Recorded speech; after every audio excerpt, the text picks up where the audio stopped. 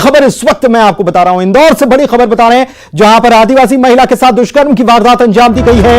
महू में दुष्कर्म हुआ है, आदिवासी महिला के साथ घिनौनी वारदात अंजाम दी गई। पति और बच्चे को जान से मारने की धमकी दी गई और धमकी देकर घर से अगवा किया। महिला को जंगल में बंधक बनाकर इस घिनौनी वारदात को अंजाम दिया गया। मौका मिलते ही जंगल से महिला भागी, थाने पहुंची। पुलिस ने इस मामले में अब 3 लोगों के खिलाफ मामला दर्ज कर लिया है। किशनगंज थाना क्षेत्र के भगोर गांव की ये पूरी घटना बताई जा रही है। बड़ी खबर इस वक्त इंदौर से आपको बता रहे हैं, जहां पर महू में आदिवासी महिला के साथ दुष्कर्म की ये वारदात अंजाम दी गई। पति और बच्चों को जान से मारने के लिए पहले धमकाया और इसी को कहकर अगवा करके महिला को ले गए, जंगल में ले गए, दुष्कर्म की वारदात अंजाम दी। इसके बाद महिला वहां से भागी, थाने पहुंची, मामले की शिकायत की गई, पुलिस को आपबीती बताई। इसके बाद 3 लोगों के खिलाफ पुलिस ने मामला दर्ज किया है। किशनगंज थाना क्षेत्र के भगोर गांव की यह घटना। अरुण हमारे संवाददाता हमारे साथ जुड़े हुए हैं, इस खबर पर उनसे बात करते हैं। अरुण, क्या जानकारी इस मामले में, पुलिस की कार्रवाई कहां तक पहुंची है? 3 लोग क्या नामजद शिकायत की है? 3 लोगों के खिलाफ पुलिस ने मामला दर्ज किया, गिरफ्तारी हो सकी क्या?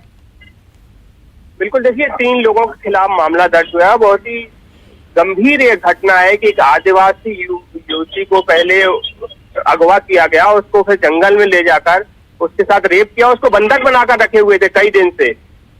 जब उसको मौका मिला युवती को, तब वो भागकर बाहर आई और उसने थाने जाकर इसकी शिकायत की और 3 जो नामजद आरोपी हैं उनके खिलाफ उसने शिकायत की है।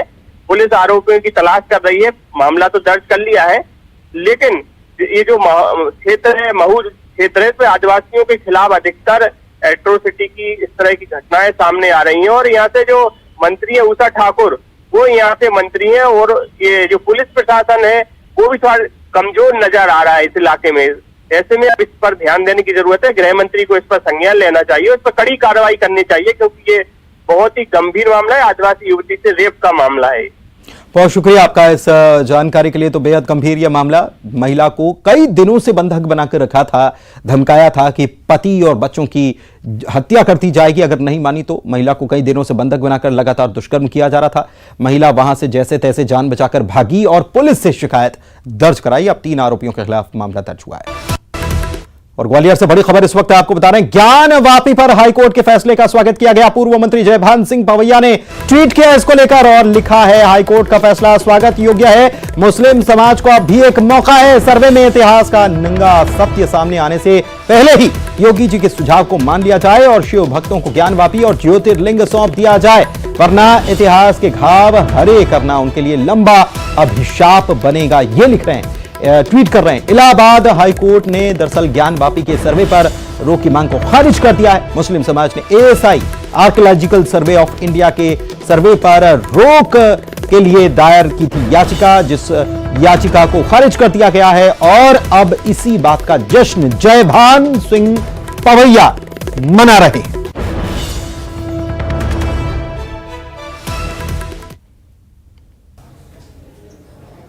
और मध्य प्रदेश में झमाझम बारिश का दौर जारी है। इस बारिश के बीच क्या शहर, क्या गांव, क्या सड़क, क्या घर, सभी जगह बारिश का पानी घुस गया है। और बारिश का पानी इस तरह घरों में घुस जाने से लोगों को काफी परेशानी हो रही है। शायद तस्वीरें इस वक्त आपकी टीवी स्क्रीन पर आप देख सकते हैं। दरअसल जो तस्वीरें हम आपको दिखा रहे हैं, इनमें सड़क की, घरों की, सभी जगह पानी से लबालब हुई तस्वीरें सामने आई। जबलपुर में तो बाढ़ जैसे हालात हो गए।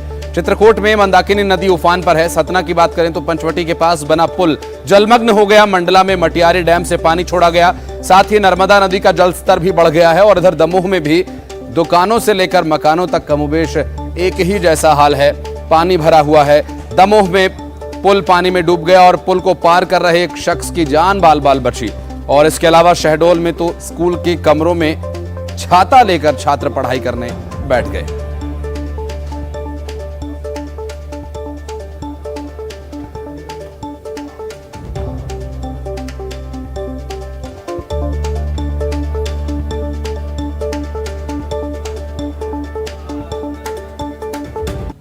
तो बारिश की खबर आशीष बता रहे थे और एक खबर मैं भी आपको बता रहा हूं, दमोह से बड़ी खबर। यहां पर तेज बारिश से हालात क्या बन गए। यहां पर मोहड़ गोरखा में तालाब फूट गया।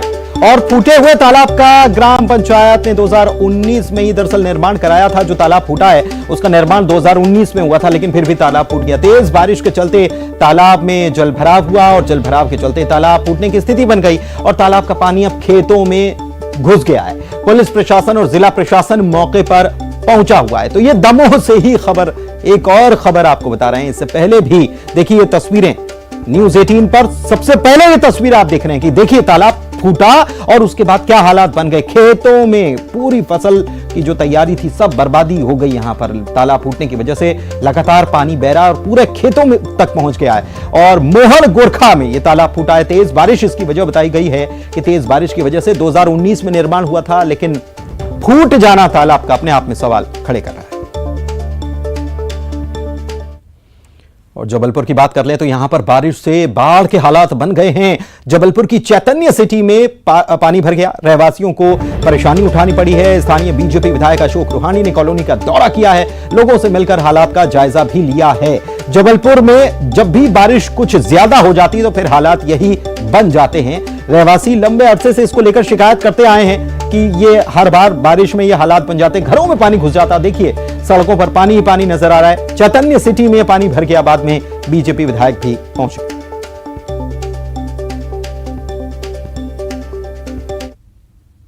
खबर चित्रकूट से, जहां कुछ घंटे हुई बारिश ने सब ओर पानी पानी कर दिया।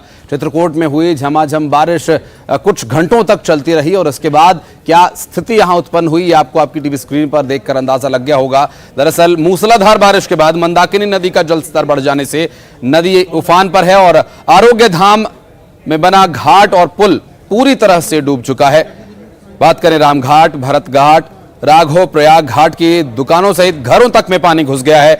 बारिश को देखते हुए प्रशासन ने लोगों को अलर्ट कर दिया है।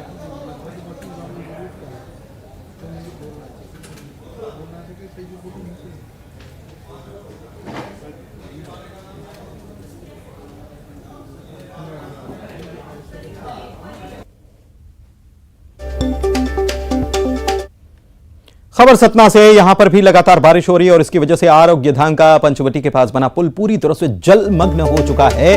और आलम यह है कि आवागमन यानी कि आवाजाही ठप हो गई है। देर रात तेज बारिश हुई थी और इसके चलते मंदाकिनी में पहली बार, जी हां इस सीजन में पहली बार बाढ़ की स्थिति बन गई। रामघाट समेत अन्य घाटों में भयावह हालात नजर आ रहे हैं। बाढ़ और जल भराव को लेकर पुलिस पूरी तरह से अलर्ट हो चुकी है। नागरिकों को सचेत कर दिया गया है, लोगों को नदी की तरफ न जाएं, इसके लिए चेतावनी एडवाइजरी जिसे कह सकते हैं वो जारी की गई है। आरती स्थल और घाट भी पूरी तरह से डूब गए हैं। दुकानों तक में पानी घुस गया।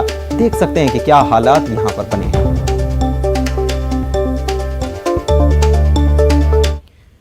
तो पूरे मध्य प्रदेश से बारिश की खबरें आ रही हैं। लगातार अलग अलग जिलों की खबरें हमने आपको बताई। मंडला से भी ऐसी खबर आई क्योंकि मध्य प्रदेश में मानसून जो है वो सक्रिय है और बड़ी खबर यही है कि लगातार बारिश होने की वजह से मटियारी डैम का जलस्तर बढ़ गया है और जलस्तर बढ़ने के बाद यहां से डैम का पानी छोड़ना भी पड़ा है। डैम का पानी छूटते ही माधोपुर गांव का एक घर इसकी बाढ़ की चपेट में आ गया। एसडीआरएफ की टीम ने परिवार और पालतू जानवरों को सफलतापूर्वक रेस्क्यू कर लिया। यह तस्वीर आप देख सकते हैं कि यहां पर भारी बारिश मध्य प्रदेश में जो हो रही है, कई इलाकों से खबरें आ रही हैं, इसकी वजह से नर्मदा भी उफान पर चल रही है और इसी वजह से ये डैम जो है, मटियारी डैम, ये इसका जलस्तर बढ़ गया और फिर पानी छोड़ने की नौबत आ गई। डैम से जब पानी छोड़ा गया तो माधोपुर गांव का एक घर इसकी बाढ़ की चपेट में आ गया था। एसडीआरएफ की टीम तुरंत एक्टिव हुई और टीम ने फिर परिवार और पालतू जानवरों को सफलतापूर्वक रेस्क्यू कर लिया। उसकी तस्वीरें दिखाएं आपको। मंडला से खबर एक और आपको बताते हैं और उसकी तस्वीरें भी आपको दिखाते हैं। लगातार यहां पर कल रात से ही बारिश जारी है और इसकी वजह से नर्मदा का जलस्तर, जो हम कह रहे थे कि जबलपुर की बात करें या मंडला की बात करें या अन्य इलाकों की बात करें, जहां से नर्मदा गुजरती है वहां पर जलस्तर लगातार बढ़ता जा रहा है और जलस्तर नर्मदा के यहां पर भी बढ़ा है। छोटा पुल डूब चुका है और करीब 5 फीट ऊपर पानी बह रहा है नर्मदा का, छोटे पुल के ऊपर, और नर्मदा का रौद्र रूप यहां पर नजर आ रहा है। नागरिकों को सावधानी बरतने की हिदायत पुलिस की तरफ से यहां पर दी गई। छोटा पुल डूब गया है, बड़ा पुल के पास भी पानी पहुंच चुका है।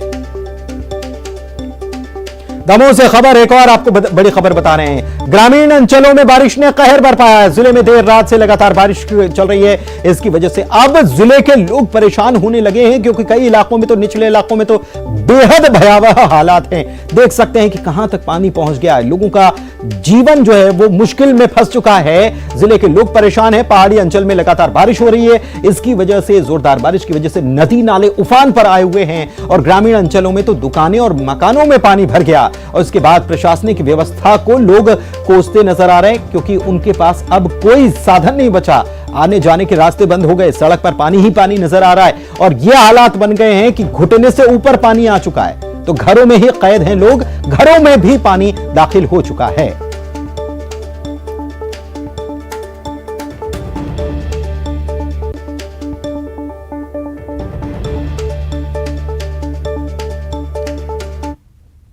चलिए बढ़ते हैं आगे। सोनीपत की निहारिका गरीब बच्चों को मुफ्त में शिक्षा देने में जुटी हैं। छोटी उम्र में ही बड़े कारनामे पर निहारिका को राष्ट्रपति से राष्ट्रीय सेवा पुरस्कार मिला है। निहारिका के हौसले और जज्बे को न्यूज़ 18 भी सलाम कर रहा है।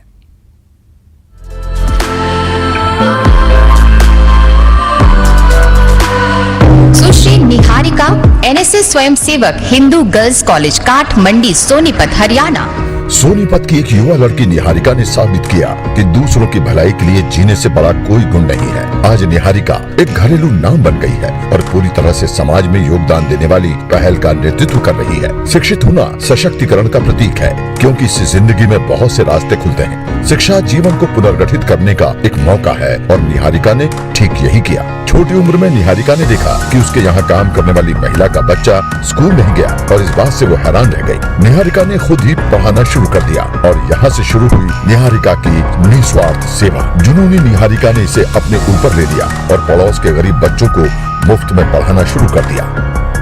मैंने सोचा क्यों ना मैं अपनी तरफ से मेहनत करूं, क्या पता उन्हें हो।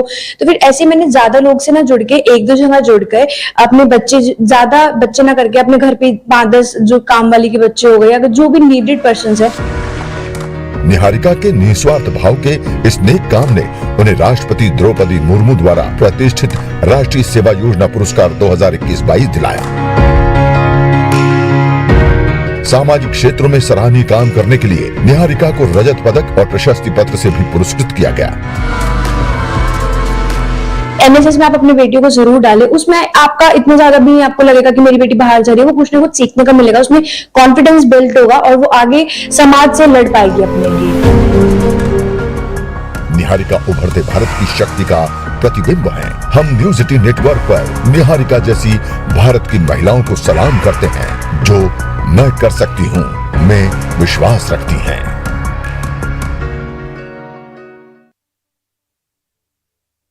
और आइए अब देखते हैं 25 सेकंड में खबरें। भोपाल दौरे पर